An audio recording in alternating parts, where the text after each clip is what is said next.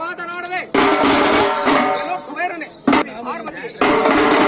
ಜೋಳದ ಕಾಳಿಂದ ಕ್ಷೇಪದ ಈ ವಿಭೂತಿಗೆ ಅದೆಷ್ಟು ಬಂಗಾರ ಬರುವುದು? ಜೋಳದ ಕಾಳಿನ ವಿಭೂತಿ ಅಷ್ಟೇ ಏನು ಬಂಗಾರ ಕೊಡಬೇಕೆಂದಾಗ ಆ ಜೋಳದ ಕಾಳಿನ ವಿಭೂತಿಗೆ ಸರಿ ಸಮಾನ ಗೊತ್ತಿಲ್ಲ, ಬಂಗಾರ ಸರಿ ಸಮಾನ ಗೊತ್ತಿಲ್ಲ.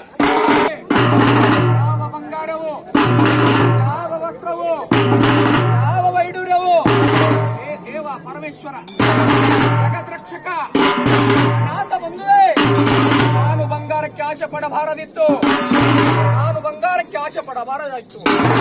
ನನ್ನನ್ನು ಕ್ಷಮಿಸಿ, ನನ್ನನ್ನು ಕ್ಷಮಿಸಿ. ನಿಮ್ಮ ಭಸ್ಮವನ್ನು ಪಾವನ ಮಾಡೆಂದು ಕೇಳಿದಾಗ ಯಾವ ಕರುಣಾಮೂರ್ತಿಯಾದ ಪರಮೇಶ್ವರನು